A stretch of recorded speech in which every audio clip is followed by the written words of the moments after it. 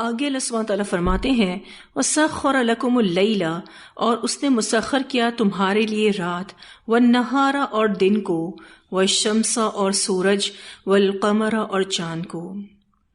اللہ سبحانہ تعالیٰ نے تسخیر کائنات کی نعمت کا ذکر کیا ہے۔ اللہ تعالیٰ فرماتے ہیں اللہ نے ہی تمہارے لیے، یعنی تم انسانوں کے لیے، رات اور دن کو مسخر کیا، یہ تمہاری خدمت میں لگے ہوئے ہیں، اور اسی طرح سورج اور چاند کو بھی تمہارے لیے مسخر کیا۔ کچھ فائدے رات میں ہیں آرام اور سکون کے اعتبار سے، اور کچھ فائدے دن کے ہیں کام کاج اور روزگار کی تلاش کے اعتبار سے۔ کتنی پابندی کے ساتھ رات اور دن آتے ہیں، اس کو مسخر ہونا کہتے ہیں۔ پھر آپ دیکھیے کہ سورج اور چاند بھی انسان کے لیے مسخر ہیں، یہ اللہ کی مرضی کے تابع ہیں۔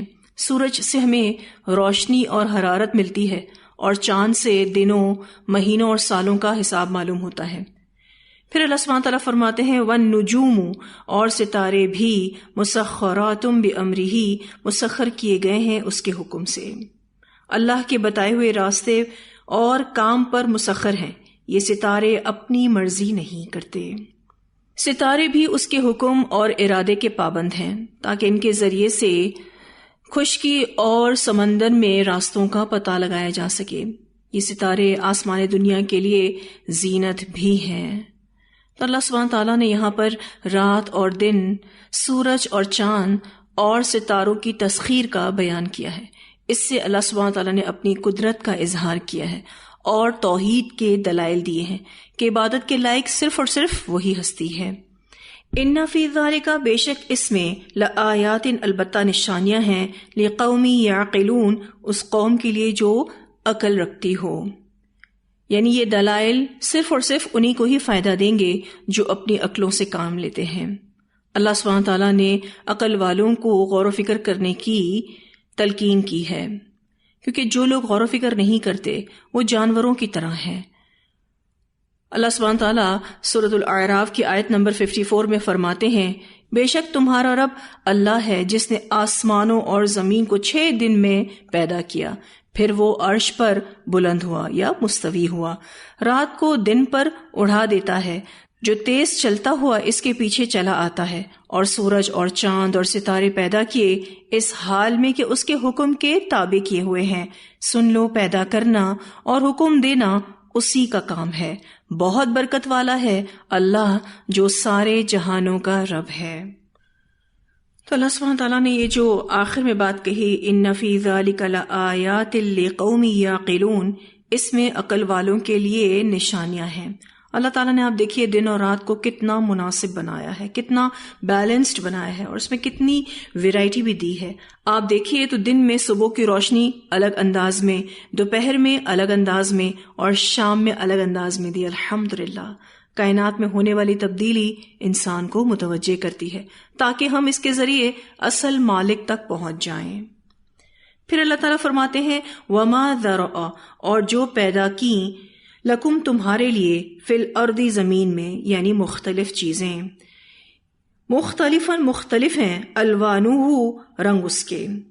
اب ایک اور نعمت کا ذکر کیا گیا یہاں پر، جو ذرا کا لفظ ہے اس کا ایک معنی تو پیدا کرنا ہے اور دوسرا معنی پھیلانا بھی ہے، یعنی جو پیدا کی تمہارے لیے زمین میں مختلف چیزیں، مختلف ہے رنگ اس کے، تو دوسرا معنی کیا ہوگا؟ اور جو پھیلا دیں تمہارے لیے زمین میں مختلف چیزیں، اس کے مختلف رنگ ہیں۔ اللہ سبحانہ تعالیٰ نے انسان کی صرف ضرورتوں کا خیال نہیں کیا بلکہ اس کے ذوق اور جمال کو بھی ہر کام میں ملحوظ رکھا ہے۔ آپ دیکھیں تو کیسی خوبصورتی زمین میں اللہ تعالیٰ نے رکھی ہے۔ جب ہوا اور فضا صاف ہوتی ہے تو آسمان اور اس میں ستارے کتنے خوبصورت منظر پیش کرتے ہیں۔ آپ کبھی کھیتوں میں گئے ہوں، بہت ہی خوبصورت لگتے ہیں، اور جب اس میں کوئی فصل اپنے جوبن پر ہو، پھل درختوں پر ہوں، کیا ہی خوبصورت نظارہ ہوتا ہے۔ کسی ہل اسٹیشن پر چلے جائیں، سمندر کنارے چلے جائیں، کسی واٹر فال کے پاس چلے جائیں، کسی باغ میں چلے جائیں، سبحان اللہ، اللہ نے زمین میں کتنے رنگ رکھے ہیں، کتنا خوبصورت بنایا ہے زمین کو۔ پھلوں کو، پھولوں کو، درختوں کو اور ہریالی کو دیکھیں، آپ کتنے مسرور ہوتے ہیں. الحمدللہ، یہ سینریز بھی نعمت ہیں. ان کو دیکھ کر آپ کا دل دماغ فریش ہو جاتا ہے، آپ کو خوشی ملتی ہے، آپ کی صحت پر اچھا اثر پڑتا ہے. تو اللہ سبحانہ تعالیٰ کی قدرت ہے کہ اس نے زمین کو مختلف بنایا ہے، ڈیفرنٹ بنایا ہے.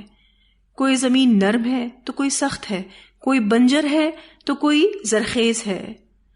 تو اللہ تعالیٰ نے دنیا کو اختلاف کے ساتھ بنایا ہے.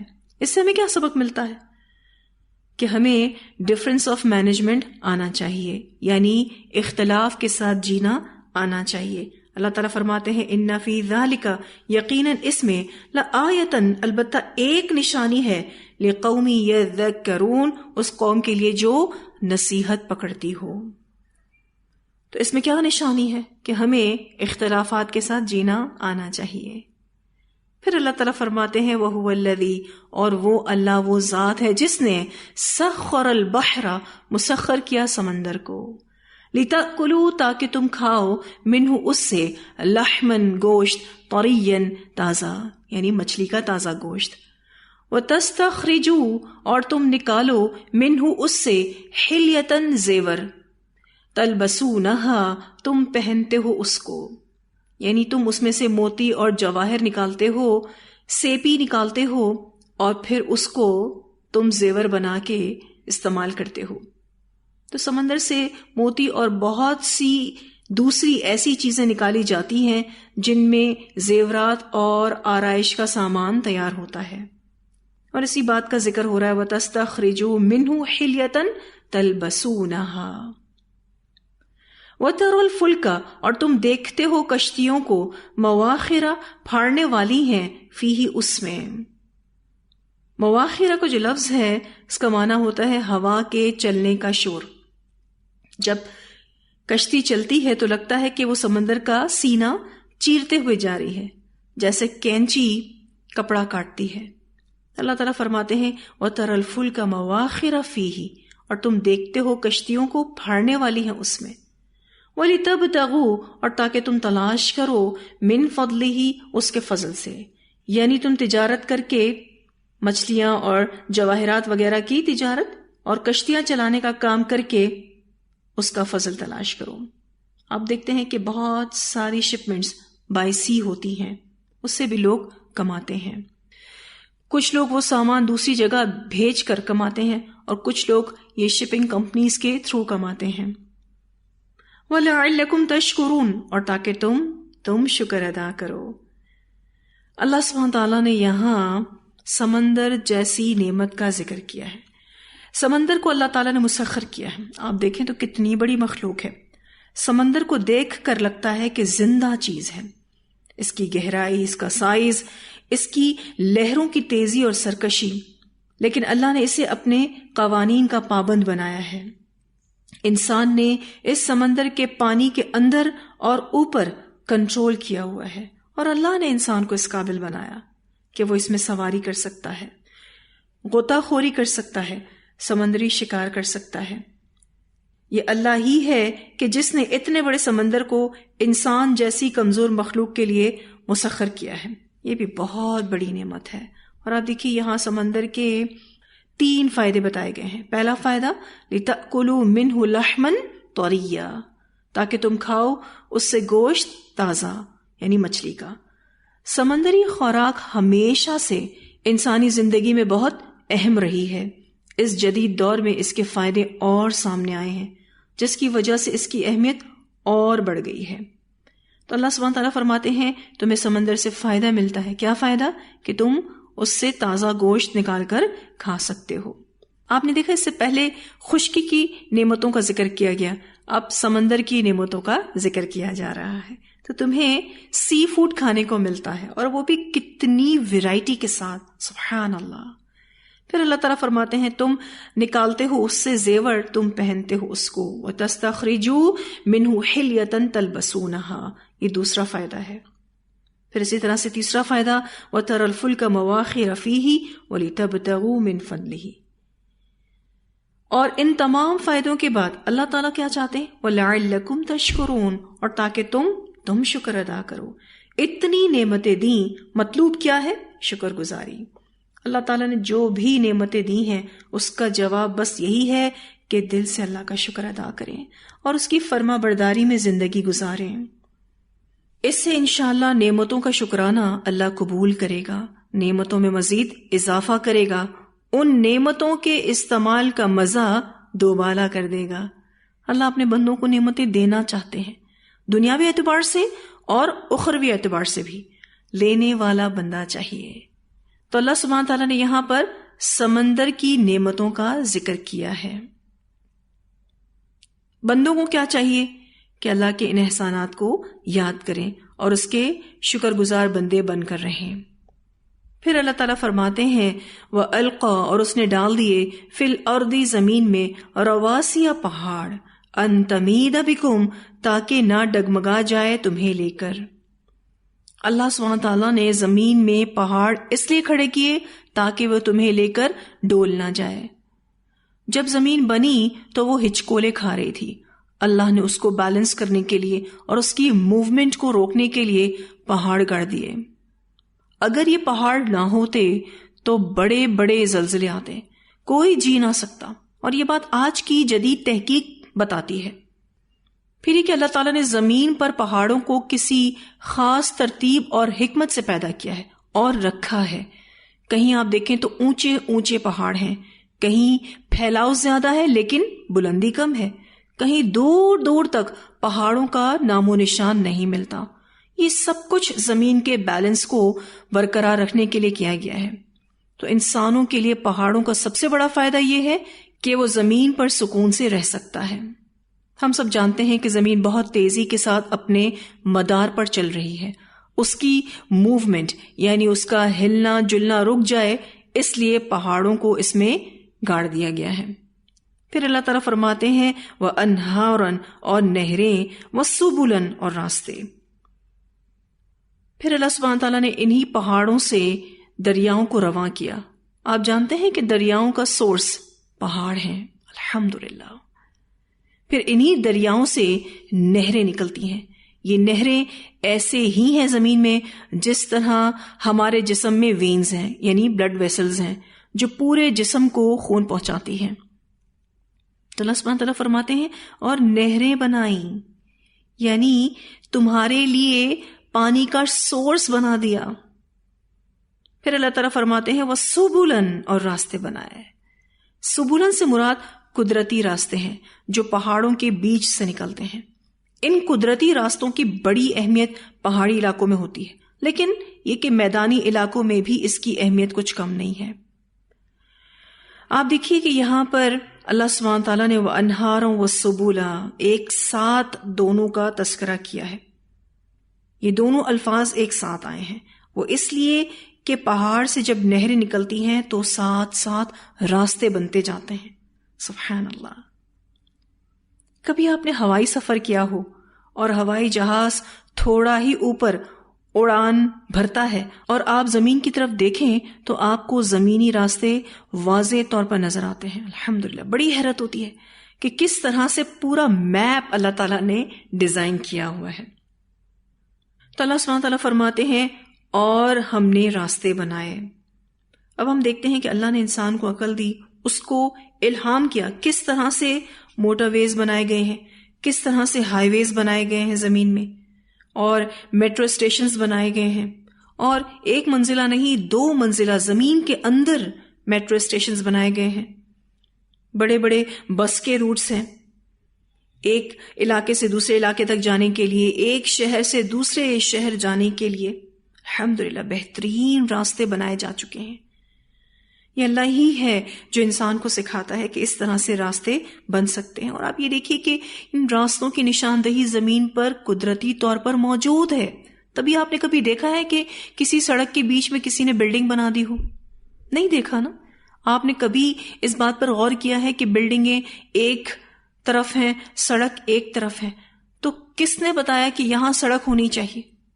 تو اللہ سبحانہ تعالیٰ نے زمین میں اس طرح کے نشان رکھ دیے کہ یہاں سے آنے جانے کا راستہ بنے گا اور یہاں تمہارے گھر بنیں گے۔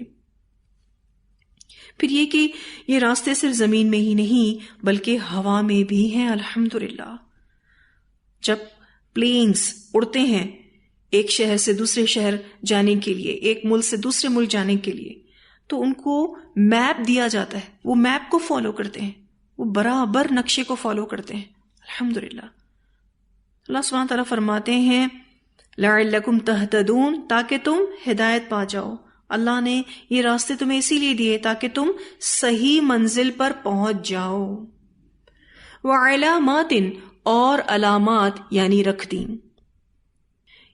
اس لفظ کا تعلق پچھلی آیت سے بھی ہے اور اس آیت سے بھی ہے جو کہ ہم ابھی آگے پڑھیں گے. پہلے ہم اس کو پچھلی آیت کے اعتبار سے پڑھ لیتے ہیں. اللہ سبحانہ تعالیٰ فرماتے ہیں اور علامات رکھ دیں. اللہ نے زمین میں قدرتی نشانیاں، علامات اور سائنس رکھی ہیں، جیسے کہ ٹیلے، پہاڑ، درخت، چشمے، اسی طرح سے دریا، گھاٹی وغیرہ. جہاں ان کے دوسرے فائدے ہیں وہاں ان کا یہ فائدہ بھی ہے کہ یہ بطور علامات زمین میں رکھی گئی ہیں جن سے مسافر معلوم کر سکتا ہے کہ وہ صحیح راستے پر ہے یا نہیں. اس کے علاوہ دیگر عارضی علامات بھی ہیں، مثلا کوئی قصبہ یا کوئی بلند عمارت وغیرہ. اب تو اس جدید دور میں سڑکوں پر سائن بورڈز نے راستوں کو بڑا آسان کر دیا الحمدللہ، اور یہ اللہ تعالیٰ نے ہی انسان کو عقل دی کہ اس طرح سے علامات بناؤ. بڑے روٹ پر جگہ جگہ گائیڈنس کے لیے سائن بورڈز لگے ہوتے ہیں جس سے آپ کو صحیح راستہ معلوم ہوتا ہے. ساتھ ساتھ یہ بھی پتہ چلتا ہے کہ جس جگہ آپ کو جانا ہے وہ اب کتنے فاصلے پر ہے. اب یہ رہنمائی گوگل میپ کے ساتھ اور بھی آسان ہو گئی الحمدللہ. انسانی دماغ نے ایسی اپلیکیشن بنا لی ہے جس سے سارا راستہ آپ کو موبائل کی اسکرین پر یا گاڑی میں لگی اسکرین پر گائیڈ کر دیا جاتا ہے. سارا نقشہ سامنے آ جاتا ہے. ساتھ ساتھ ٹائم بھی بتایا جاتا ہے کہ اتنے بجے آپ اپنی ڈیسٹینیشن یعنی منزل پر ہوں گے. پھر یہ کہ راستے میں آنے والی رکاوٹوں کو بھی بتایا جاتا ہے، کہاں سڑک پر کام ہو رہا ہے، کہاں ٹریفک جیم ہے، کتنی آپ کی سواری کی سپیڈ ہونی چاہیے، کہاں ٹول آ رہا ہے، وغیرہ وغیرہ. اللہ تعالیٰ نے انسان کو یہ سب سکھایا اور اس کو بھی آپ علامات کہہ سکتے ہیں.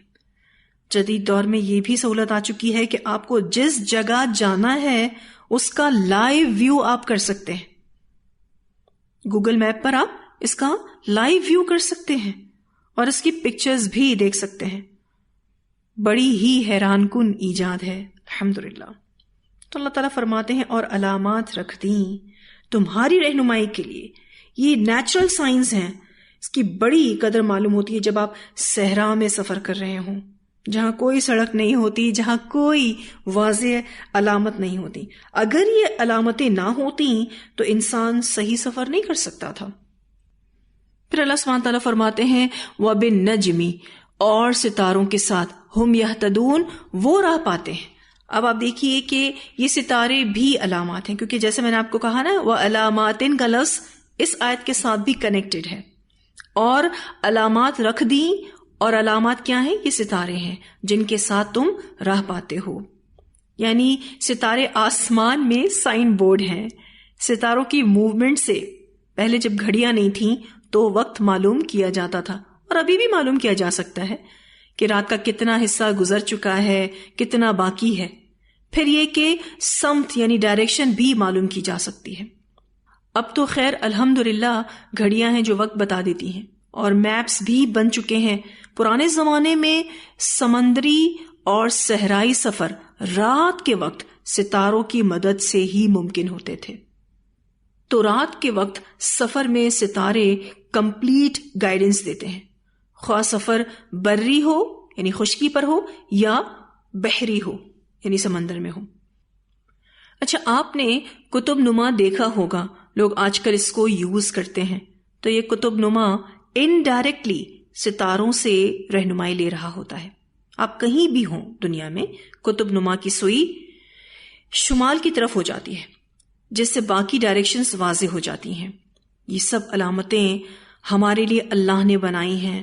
ہر شخص اس کا مظہر دیکھ رہا ہے، اپنی آنکھوں سے ان نشانیوں کو دیکھ رہا ہے.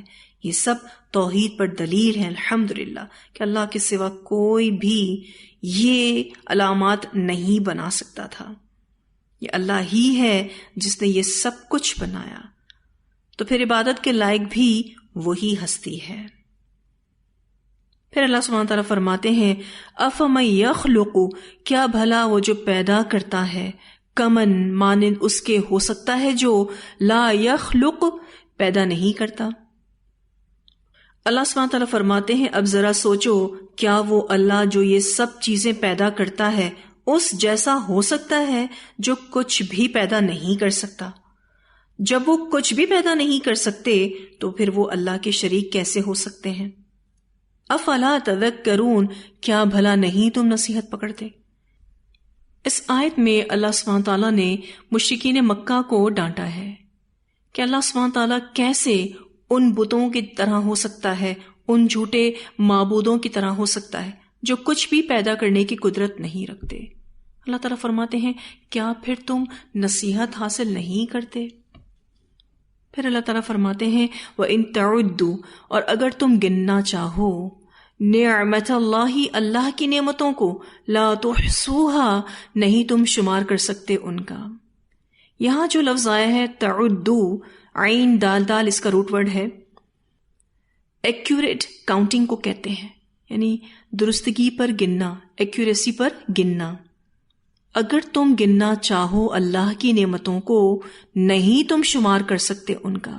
وَإِن تَعُدُّوا نِعْمَتَ اللَّهِ لَا تُحْصُوهَا، اللہ کی نعمتوں کی گنتی تو ناممکن ہے، بلکہ اللہ کی بے شمار نعمتیں ایسی ہیں جن سے انسان فیضیاب تو ہو رہا ہے، یعنی ان سے فائدہ تو اٹھا رہا ہے، لیکن ان تک انسان کے علم اور شعور کی ابھی پہنچ ہی نہیں ہے. اللہ تعالیٰ فرماتے ہیں تم اللہ کی نعمتوں کو نہیں گن سکتے. ان اللہ، بے شک اللہ تعالیٰ، لغفور، البتہ بخشنے والا ہے، رحیم، نہایت رحم کرنے والا ہے. اللہ سبحانہ تعالیٰ نے بے شمار نعمتوں کا ذکر کرنے کے بعد کہا کہ اللہ تعالیٰ کی نعمتیں اتنی ساری ہیں، اس کے احسانات ان گنت ہیں کہ آدمی انہیں پوری زندگی گنتا رہے تو گن نہیں سکتا، اور جب انہیں گن نہیں سکتا تو ان کا شکر کیسے ادا کر سکتا ہے. اسی لیے آپ دیکھیے آیت کے آخر میں اللہ تعالیٰ کیا فرماتے ہیں، وہ بڑا معاف کرنے والا ہے، بڑا رحم کرنے والا ہے، کہ اگر بندے سے شکر ادا کرنے میں کوتاہی ہو جاتی ہے تو پھر بخش دیتا ہے اور وہ رحم فرماتا ہے. پھر یہ کہ توبہ کی مہلت دیتا ہے. پھر ایک معنی یہ بھی کیا گیا ہے کہ اتنی نعمتیں پا کر جو لوگ شرک کرتے ہیں، ناشکری کرتے ہیں، نافرمانی کرتے ہیں، اللہ پھر بھی ان کو رزق دیتا ہے. ان اللہ لغفور الرحیم، بے شک اللہ تعالیٰ بہت زیادہ بخشنے والا، نہایت رحم کرنے والا ہے. واللہ، اور اللہ تعالیٰ، یعلم، جانتا ہے، ما تسرون، جو کچھ تم چھپاتے ہو، وما تعلنون، اور جو تم ظاہر کرتے ہو. اللہ سبحانہ تعالیٰ جو کچھ بھی تم چھپاتے ہو، یعنی دلوں کے حال، اللہ اس کو جانتا ہے، دلوں کے بھید، دلوں کے راز، اللہ اس کو جانتا ہے، اور جو کچھ تم ظاہر کرتے ہو اللہ اس کو بھی جانتا ہے. تمہاری زبان کی باتیں اللہ تعالیٰ جانتا ہے. تو تمہارے جو بھی اعمال ہیں اللہ اس کو جانتا ہے، خواہ وہ چھپے ہیں یا ظاہر، خواہ تمہارے عقائد ہوں، تمہاری عبادتیں ہوں، تمہارے اخلاق ہوں، اللہ تعالیٰ سب کچھ جاننے والا ہے. آپ دیکھیے انسان گھر کے اندر کچھ اور ہوتا ہے اور گھر کے باہر کچھ اور ہوتا ہے، اکیلے میں کچھ اور ہوتا ہے، لوگوں کے سامنے کچھ اور ہوتا ہے. اللہ تعالیٰ تو سب کچھ جانتے ہیں. دیکھنے میں یہ آیت بہت ہی چھوٹی سی ہے لیکن بہت ڈرانے والی ہے. اسی لیے انسان کو اپنا ظاہر اور باطن پاک رکھنا چاہیے، اچھا رکھنا چاہیے. پھر اللہ تعالیٰ فرماتے ہیں والذین، اور وہ لوگ جو یدعون، پکارتے ہیں، من دون اللہ، اللہ کے سوا، لا یخلقون شیئا، نہیں وہ پیدا کر سکتے کوئی چیز، وہم یخلقون، حالانکہ وہ تو خود مخلوق ہیں. خواہ وہ انبیاء ہوں، خواہ وہ فرشتے ہوں، خواہ وہ اولیاء اللہ ہوں، سب اللہ کی مخلوق ہیں. خالق صرف اللہ کی ذات ہے. اموات، مردہ ہیں، غیر احیاء، زندہ نہیں ہیں. وما یشعرون، اور نہیں وہ شعور رکھتے، ایان یبعثون، کب وہ اٹھائے جائیں گے۔ ان شرک کرنے والوں نے نیک لوگوں کے ناموں پر بت بنا رکھے تھے، اب وہ اس دنیا میں نہیں ہیں۔ اللہ تعالیٰ کہتے ہیں وہ فوت ہو چکے ہیں، وہ نہیں جانتے کہ کب اٹھائے جائیں گے۔ ایان یبعثون۔ آپ دیکھیں تو پچھلی آیات میں اللہ سبحانہ تعالیٰ نے اپنی قدرت کا بیان کیا، اپنے علم اور حکمت کا بیان کیا، اسی طرح سے اپنی نعمتوں کا اظہار کیا، اپنے احسانات کے بارے میں بتایا۔ اب یہاں آیت نمبر 19 سے 21 تک یوں سمجھ لیجئے کہ ان تمام باتوں کا خلاصہ ہے۔ اللہ تعالیٰ فرماتے ہیں کہ اللہ ظاہر اور پوشیدہ تمام باتوں کو جانتا ہے۔ اللہ سبحانہ تعالیٰ انسانوں کی حاجتوں اور ضرورتوں کو جانتا ہے، اس لیے انسان کو چاہیے کہ اللہ کے سامنے ہی سر جھکائے، اسی کی ہی عبادت کرے، تاکہ اللہ اس کی ضرورتوں کو پورا کرتا رہے اور اس کی نعمتوں کا تسلسل باقی رہے، یعنی اللہ تعالیٰ اس کی نعمتوں کو کنٹینیو کرے۔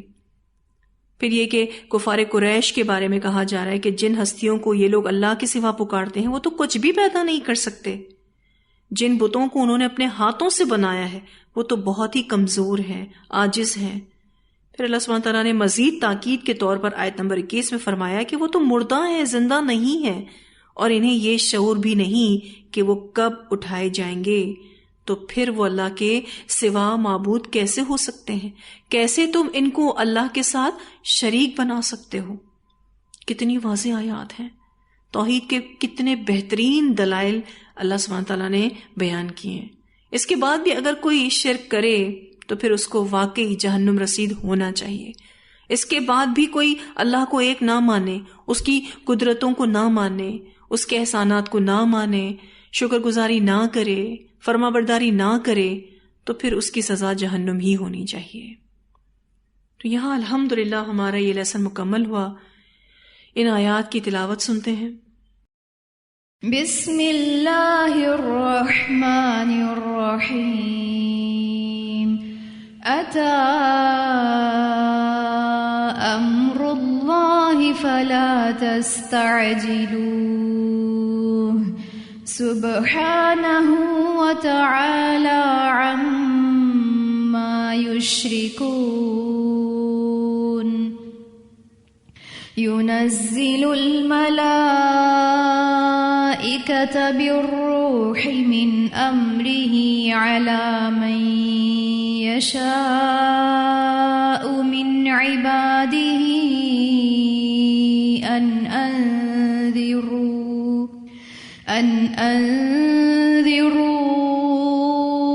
أنه لا إله إلا أنا فاتقون۔ خلق السماوات والأرض بالحق تعالى عما يشركون۔ خلق الإنسان من نطفة فإذا هو خصيم مبين۔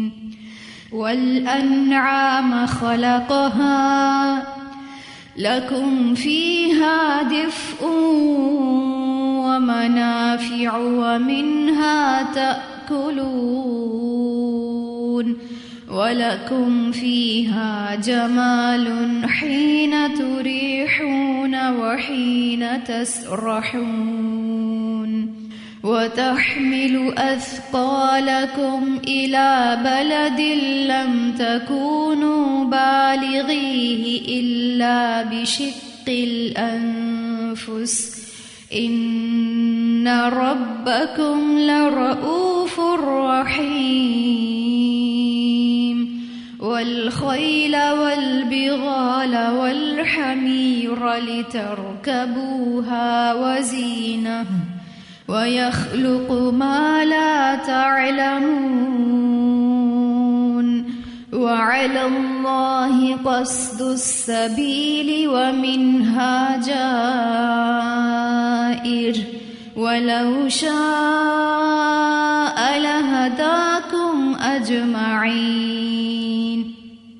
هو الذي أنزل من السماء ماء لكم منه شراب ومنه شجر فيه تسيمون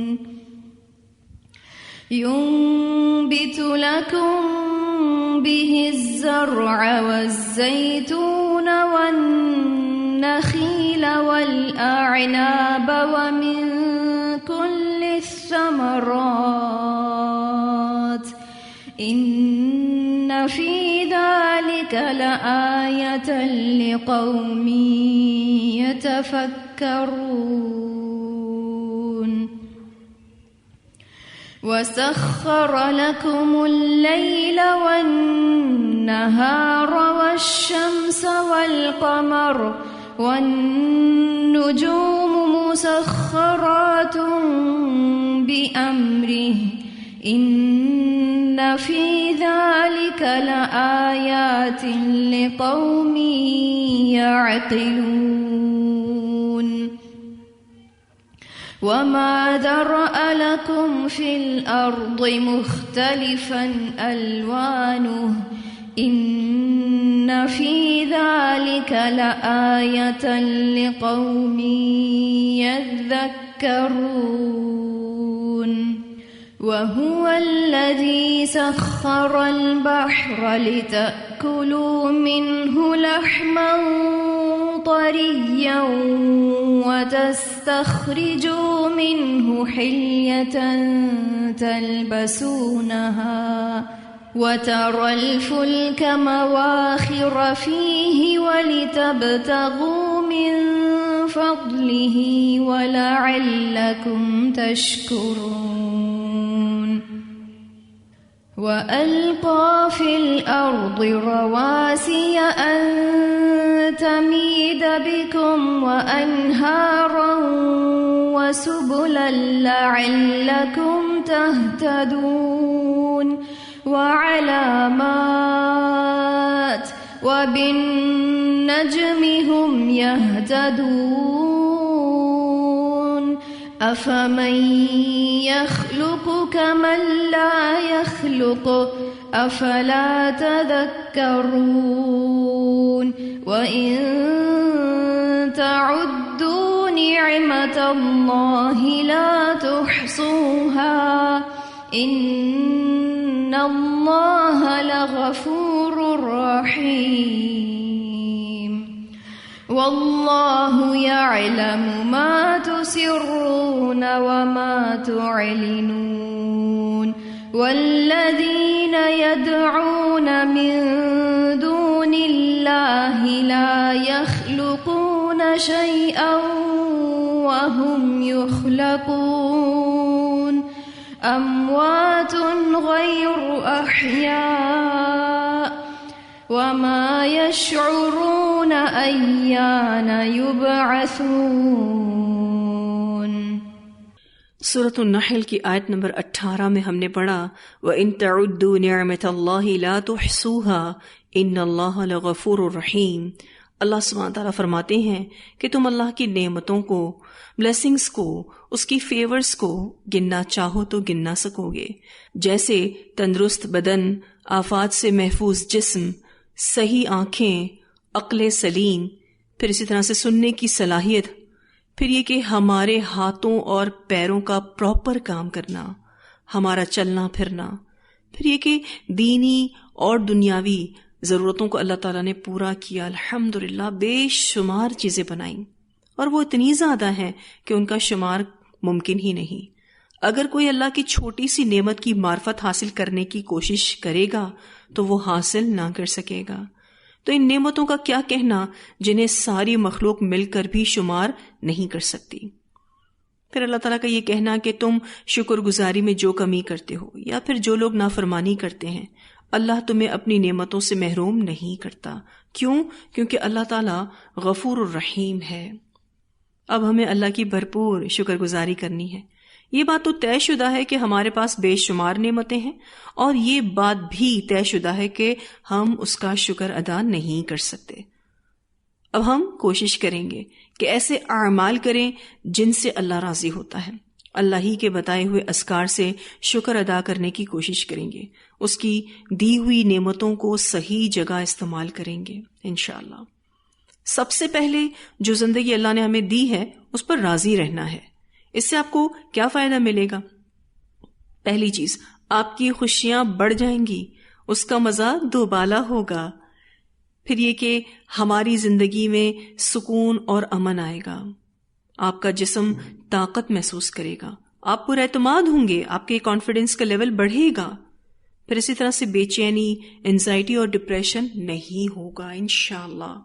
پھر اسی طرح سے آپ دیکھیے تو جسمانی درد بھی کم ہو جائیں گے۔ ہم نے دیکھا ہوگا بہت سارے لوگ ٹینشنز کی وجہ سے کتنی بیماریوں میں مبتلا ہو جاتے ہیں، اور آپ دیکھیے کہ یہ جو اداسیاں ہوتی ہیں اس سے سر کا درد، اسی طرح سے جسم کے کسی اور حصے میں بھی درد ہو جاتا ہے۔ تو جب ہم شکر گزار رہیں گے، پازیٹیو رہیں گے، تو اللہ تعالیٰ ہمیں جسمانی درد سے بھی نجات دے دے گا۔ آپ اللہ کی رضا میں راضی رہتے ہیں، آپ کو فائدے ہی فائدے ملیں گے۔ آپ کی پازیٹیو سوچ آپ کو فزیکلی اور مینٹلی مضبوط بنا دے گی، آپ کے روزمرہ کے معاملات اور تعلقات اچھے ہوں گے۔ شکر گزاری ایسی عادت ہے جو رشتوں کے درمیان آنے والی کڑواہٹ کو ختم کر دیتی ہے۔ الحمدللہ، آپ اپنے گھر میں ہوں، اپنے ادارے میں ہوں، لوگوں کے ساتھ بہت کمفرٹیبل اور کمپرومائزنگ ہوں گے، اس سے آپ کے ریلیشنز سب کے ساتھ اچھے ہوں گے انشاءاللہ۔ آپ دیکھیں کہ جب ہم ان چیزوں پر نظر کریں گے جو ہمارے پاس نہیں ہیں تو آپ خود ہی اپنے دشمن ہوں گے، ہر وقت پریشان اور اداس رہیں گے۔ یہ سوچ لیں کہ جو ہمارے پاس نہیں ہے وہ ہمارے نصیب میں نہیں تھا، یا اس وقت نصیب میں نہیں ہے۔ اللہ سے اس کا فضل ضرور مانگیں لیکن ناشکری نہ کریں۔ آپ اگر شکر گزاری کا مزہ چکھ لیں تو کبھی ناشکری نہیں کریں گے، لیکن اگر ناشکری کرتے رہے، یہ بیماری بڑھتی گئی، تو پھر اس سے جان نہیں چھوٹتی، بہت مشکل ہوگا اس سے جان چھڑانا۔ تو ہماری زندگی شکر کے لائق نعمتوں سے بھری پڑی ہے الحمدللہ۔ اب سوال یہ پیدا ہوتا ہے، شکر کا آغاز کہاں سے کریں، کہاں سے شروع کریں شکر ادا کرنا؟ شکر گزاری کا آغاز صبح سے کریں۔ جب آپ صبح اٹھتے ہیں تو ضرور بضرور دعا پڑھیں۔ بخاری اور مسلم کی روایت میں یہ دعا آتی ہے، الحمدللہ الذی احیانا بعدما اماتنا والیہ النشور۔ رسول اللہ صلی اللہ علیہ وسلم نے ہمیں یہ دعا سکھائی ہے۔ اس سے اندازہ ہوتا ہے کہ صبح اٹھتے کے ساتھ شکر ادا کرنا ضروری ہے، ایک نیا دن دیا اللہ تعالیٰ نے الحمدللہ۔ پھر یہ کہ بھرپور عبادت کر کے اللہ کا شکر ادا کریں، نماز کو ترجیح دیں سارے کاموں پر۔ تسبیحات وغیرہ بھی شکر گزاری کا اظہار ہیں، خوب اللہ کی تسبیح بیان کریں، خوب اللہ تعالیٰ کا ذکر کریں۔ ہماری عبادتیں عموماً ہماری خواہشات کے گرد گھومتی ہیں، لیکن ہمیں اپنی عبادتوں کو شکر کے غرض سے جوڑنا ہے۔ یعنی ہم عبادت کیوں کریں گے؟ تاکہ ہم اللہ کا شکر ادا کریں انشاءاللہ۔ ڈیلی بیسس پر کچھ باتیں ایسی کریں اپنے گھر والوں کے ساتھ کہ جس سے شکر کا احساس برقرار رہے، خود ہمارے اندر بھی اور ہماری فیملی میں بھی۔ پھر یہ کہ فیملی ممبرز کے شکر گزار رہنے سے بھی بہت اچھا فیل ہوتا ہے۔ جو بندوں کا شکر گزار ہوتا ہے وہی صحیح معنوں میں اللہ کا شکر گزار ہو سکتا ہے۔ ہم اللہ کی اس بلیسنگ کا جو ہمیں فرینڈز اینڈ فیملی کی شکل میں ملی ہوئی ہے، یقین مانیں شکر ادا نہیں کر سکتے۔ تو یہ بہت بڑی نعمت ہے ہماری زندگی میں الحمدللہ۔ پھر یہ کہ شکر گزاری کا اقرار کرنا ہے۔ مثلاً میں شکر گزار ہوں کہ میری زندگی میں محبت کرنے والے لوگ ہیں، میں شکر گزار ہوں کہ اللہ نے میری زندگی میں بہترین رزق دیا ہے، میں اپنی پسند کا کھانا بھی کھاتی ہوں الحمدللہ، میں شکر گزار ہوں فلاں چیز کے لیے کہ یہ میری زندگی میں موجود ہے۔ ایسے بہت سے جملے آپ کو یاد کراتے رہیں گے کہ آپ کو شکر ادا کرنا ہے۔ پھر یہ کہ اپنے آس پاس کے لوگوں کو یہ احساس دلائیں کہ وہ آپ کے لیے اہم ہیں، ان کی واقعی دل سے قدر کریں۔ ویسے ہمارے معاشرے میں جب کوئی اس دنیا سے چلا جاتا ہے تو لوگ اس کی قدر کرتے ہیں، تو ہمیں ایسا نہیں کرنا، زندہ لوگوں کی قدر کرنی ہے، محبتیں بانٹنی ہیں، دل کو خوبصورت بنانا ہے اس شکر گزاری کے احساس کے ساتھ انشاءاللہ۔ پھر یہ کہ رات کو جب سونے لگیں تو اللہ کا شکر ادا کریں کہ سارا دن خیریت سے گزر گیا، آپ کے پاس بستر ہے، گھر ہے، بغیر دوا کے نیند آ جاتی ہے۔ بہت سے لوگ ان نعمتوں سے محروم ہیں۔ کبھی بھی تھوڑی بہت کمی پر شکایت نہ کریں۔ الحمدللہ دل سے کہنے کی ضرورت ہے، اور اس کے لیے شعور چاہیے۔ پھر یہ کہ پورے دن کا جائزہ لیں کہ کہیں کوئی ایسی بات تو منہ سے نہیں نکالی یا کوئی رویہ تو ایسا اختیار نہیں کیا کہ جس سے ناشکری ہوتی ہو۔ اگر غلطی نظر آئے تو فوراً درست کرنے کی کوشش کریں، فوراً سے اپنی اصلاح کریں۔ انشاءاللہ بہت جلد آپ ایک شکر گزار انسان بن جائیں گے۔ اللہ کا شکر ادا کرنے کی توفیق ملنا بھی اللہ کی نعمت ہے، اور اللہ یہ نعمت اس کو دیتا ہے جو اس کو ڈیزرو کرتا ہے۔ ایک وقت آئے گا کہ آپ شکر گزاری کے اتنے عادی ہو جائیں گے کہ مشکلات اور پریشانیوں کے باوجود بھی مسکرائیں گے انشاءاللہ۔ اللہ ہمیں اپنا بہترین شکر ادا کرنے والا اور ذکر کرنے والا بنائے۔ اللہ ہمیں اپنی پسند کا بنا لے، آمین۔ تو یہاں الحمدللہ ہمارا یہ لیسن مکمل ہوا۔ وآخر دعوانا الحمدللہ رب العالمین۔ سبحانک اللہم وبحمدک، نشہد ان لا الہ الا انت، نستغفرک ونتوب الیک۔